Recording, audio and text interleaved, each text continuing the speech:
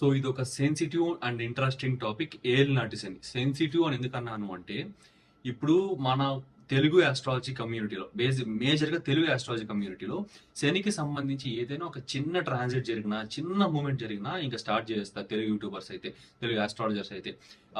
ఈ రాశుల వాళ్ళు మాయమైపోతారు, ఈ రాశుల వాళ్ళు కుబేర్లు అయిపోతారు, ఇంకా అదైపోతుంది ఇదైపోతుంది, ఏంది ఒక శని మూమెంట్కి, ఒక రాశి మూమెంట్కి, ఎప్పుడు జరిగే మూమెంట్కి అట్లయిపోతుంది ఇట్లయిపోతుంది అనేసి రాశులు మాయమైపోవడం ఏంటంటే పిచ్చి. కాకపోతే సో ఇలాంటి ఫేక్ సూపర్ స్టిషన్స్ మధ్యలో నేను ఒక authentic predictions and real predictions ని pure science based, degrees and అన్ని కంజంక్షన్స్ బేస్డ్, ఆస్పెక్ట్స్ బేస్డ్, దీని బేస్డ్ తీసుకొని వస్తే అటు తిప్పి చివరికి నాదే తప్పనొచ్చు.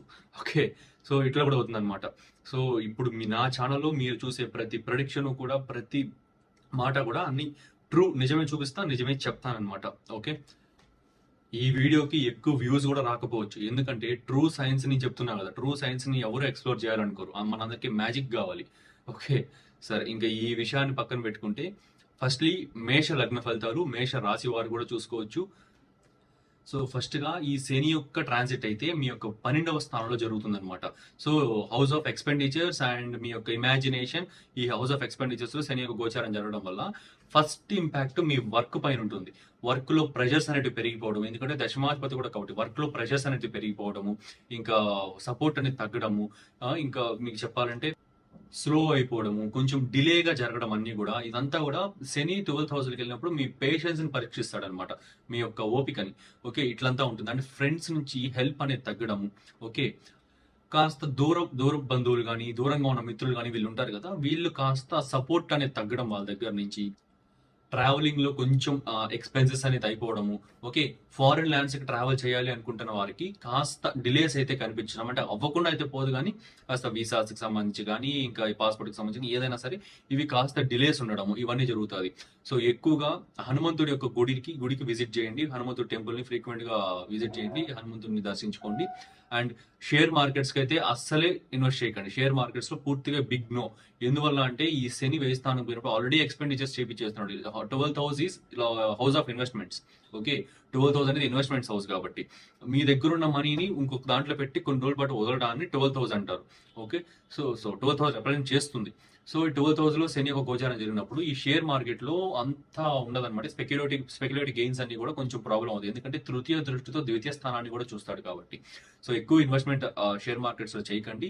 ఎస్పెషల్ గా గ్యాస్ కి సంబంధించి, వాటర్ బేస్డ్ కి సంబంధించి, ఎందుకంటే మీన రాశి వాటర్ బేస్డ్ అనమాట. శని అక్కడికి పోయినప్పుడు వాటర్ డ్రైన్ చేసినట్టు చేస్తాడు.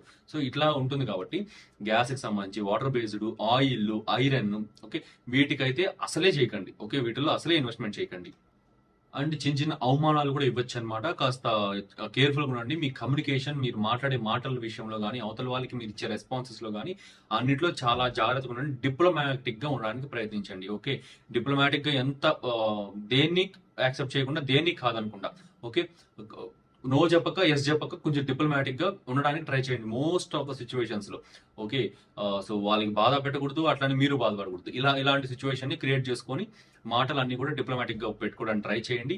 అండ్ ఎక్కువగా ఏది కూడా ఎక్స్పెక్టేషన్స్ అనేది పెట్టుకోకండి. ఓకే, గెయిన్స్ పైన కానీ వీటిపైన ఎక్స్పెక్టేషన్స్ ఎక్కువ పెట్టుకోకండి. ఇన్వెస్ట్మెంట్స్ అనేది ఎక్కువ చేయకండి.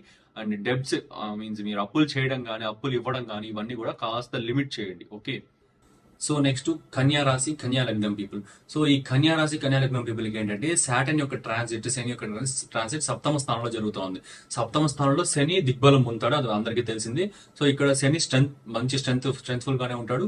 ఓకే, ఇక్కడ ఈ 7మంలో శని ట్రాన్సిట్ జరిగినప్పుడు మ్యారిటల్ లైఫ్ లో కాస్త ఇష్యూస్ అనేవి వస్తాయన్నమాట. ఎందుకంటే శని యొక్క బోల్డ్, ఒక స్ట్రైట్ ఫార్వర్డ్ ప్లానెట్ కాబట్టి అంత అండర్స్టాండింగ్ కి సంబంధించి కానీ ఇవన్నీ కూడా అంత అనుకూలించవు. కాబట్టి ఆ బోల్డ్నెస్, ఆ స్ట్రైట్నెస్ వల్ల కొంచెం మ్యారిటల్ లైఫ్ లో కాస్త ఇబ్బందులు అనేవి ఫేస్ చేయడం ఇట్లాంటివి ఉంటాయి. అదే శని మిమ్మల్ని బిజినెస్ లో టైకూన్ ని కూడా చేయొచ్చు అనమాట. ఎందువల్లంటే దిగ్బలం పొందిన శని మీకు 7వ స్థానం బిజినెస్ హౌస్ లో, పార్ట్నర్షిప్స్ హౌస్ లో, సమాజం హౌస్ లో ఉన్నాడు కాబట్టి మీకు బిజినెస్ లో పిఓవిస్, మీ యొక్క స్ట్రాటజీస్ అన్ని కూడా చాలా ఎక్సలెంట్ గా చేసేలా చేసి బిజినెస్ లో మంచి గ్రోత్ కూడా ఇవ్వచ్చు అనమాట. ఇట్లాంటివి కూడా ఉంటాయి. సో మీరు పార్ట్నర్ తో టైం ఎక్కువ స్పెండ్ చేయండి. ఈ యొక్క మౌంటైన్ ఏరియాస్ కి ఎక్కువ విజిట్ చేయండి. లైక్ మౌంటైన్ ఏరియాస్, టెంపుల్స్ కి విజిట్ చేయండి, ఇంకా మంచిది. లైక్ మనకి కేదార్నాథ్ అనేసి, తిరుమల అని, ఇట్లా ఎక్సెట్రా చాలా టెంపుల్స్ ఉన్నాయి కదా. సో ఇలా మౌంటైన్ ఏరియాస్ లో ఉన్న టెంపుల్స్ ని ఎక్కువ విజిట్ చేయండి, చాలా మంచిగా ఉంటుంది అనమాట. మ్యారేజ్ అవడంలో డిలేస్ ఉంటాయి, మంచి మెచ్యూరిటీ వస్తుంది అనమాట. సో నెక్స్ట్ తులారాశి అండ్ తులాలగ్నం పీపుల్. తులారాశి తులాలగ్నం పీపుల్కి ఏంటి అంటే ఈసారి ఈ 6th హౌస్ లో సాటర్న్ యొక్క ట్రాన్సిట్ జరుగుతుంది, శని యొక్క ట్రాన్సిట్. దీనివల్ల ఫియర్ ఆఫ్ ఫ్యూచర్ అనేది ఎక్కువ అవుతుంది అనమాట. ఓకే, అంతర్గత శత్రువులు పెరగడము, మీ యొక్క ఫ్యూచర్ పైన భయం అనేది ఎక్కువ అవడము, అండ్ ఓకే ఇలాంటివి జరగడం. అంతర్గత శత్రువులు అయినా సరే వాళ్ళని చాలా ఈజీగా ఓవర్కమ్ చేస్తారు. షష్ఠ స్థానంలో శని ఉన్నప్పుడు ఏంటంటే విక్టరీ ఓవర్ ఎనిమీస్ అనేది ఉంటుంది అనమాట ఫర్ ష్యూర్ గా. సో కాబట్టి ఇది అనుకూలిస్తుంది. ఇన్లాస్ తో గొడవలు అవ్వచ్చు అనమాట, మీ అత్తమామతో కానీ వాళ్ళతో కొంచెం చిన్న చిన్న మనస్పర్ధలు రావచ్చు. వాళ్ళ యొక్క ప్రెజెన్స్ అనేది కాస్త అన్కంఫర్టబుల్ గా ఫీల్ అవ్వచ్చు మీరు. ఓకే, ఇట్లాంటివి కూడా జరగచ్చు. మనీ రిలేటెడ్ డెబ్ట్స్ విషయాల్లో అంటే అప్పులు తీర్చడం చేయడం విషయాల్లో కాస్త కాంప్లికేషన్స్ ఉన్నాయన్నమాట. మనీ మేనేజ్మెంట్ అనేది చాలా బాగా చేయండి, నేర్చుకోండి. మనీ మేనేజ్మెంట్ చాలా బాగా నీట్ గా చేసుకోండి. ఓకే, ఈ ఫ్యూచర్ పైన మీ పిఓవి అనేది మారాలన్నమాట. ఓకే, శని 6th హౌస్ ఉన్నప్పుడు ఫ్యూచర్ పైన పిఓవి అనేది మీ యొక్క పాయింట్ ఆఫ్ వ్యూ మారాలి. నా ఫ్యూచర్ లో ఆ డబ్బులు వస్తే ఇది చేస్తాను, ఇది వస్తే అది పొడుస్తాను, ఇవన్నీ కాదు. ఈ శని 6th హౌస్ లో ఉన్నప్పుడు ఇప్పటికిప్పుడు పని చేయి అంటాడు. ఓకే, ఇప్పటికిప్పుడు ఆ పని స్టార్ట్ చేయి, ఏదైనా సరే ఆలోచన అయినా సరే కనీసం. ఓకే, ఎప్పుడో ఒక అన్రియల్ హోప్ పెట్టుకొని మాత్రం మీరు టైం ని వేస్ట్ చేసుకోకండి. సాటర్న్ ఎనర్జీని 6th హౌస్ లో వేస్ట్ చేసుకోకండి. ఆ అన్రియల్ హోప్స్ అనేది ఎప్పటికీ ఫలించు.